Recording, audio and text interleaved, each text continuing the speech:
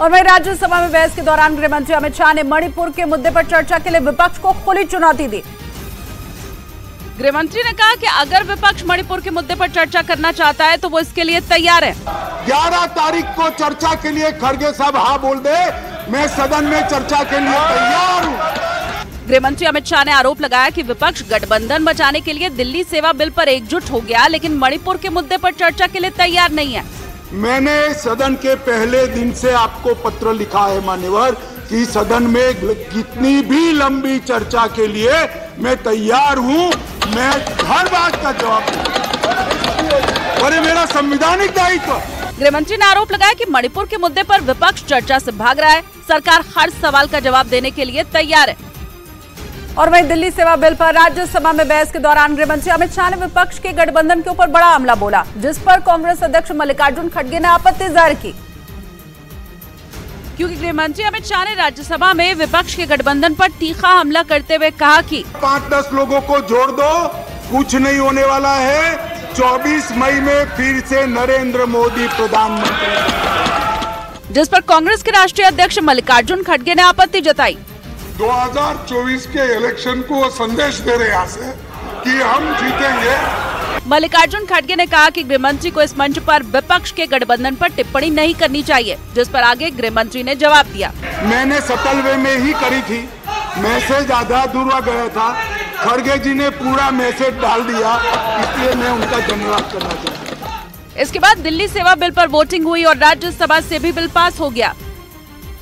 राज्यसभा में दिल्ली सेवा बिल पर चर्चा के दौरान आम आदमी पार्टी के सांसद राघव चड्ढा पर एक प्रस्ताव को गलत ढंग से पेश करने का आरोप लगा। बिल को राज्यसभा में सेलेक्ट कमेटी में भेजने के प्रस्ताव के समर्थन में जिन 5 सांसदों के नाम लिए गए, उनमें से 4 सांसदों ने तुरंत आपत्ति जता दी और 4 सांसदों ने उसी वक्त सदन में ही अपना नाम लिए जाने का विरोध किया।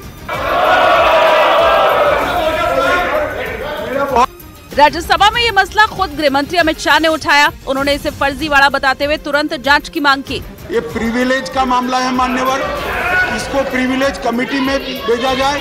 हम तो यहाँ चर्चा कर रहे थे, फर्जीवाड़ा दिल्ली सरकार में चल रहा है, ये सदन की कार्यवाही में फर्जीवाड़ा। गृह मंत्री की मांग पर उपसभापति ने आश्वासन दिया कि इसकी जांच होगी। दरअसल राज्यसभा के सभापति को 5 सांसदों की ओर से संशोधन की शिकायत की गई थी, लेकिन 3 सांसदों ने प्रस्ताव पर साइन ही नहीं किया था, जिनमें 2 सांसद बीजेपी के थे।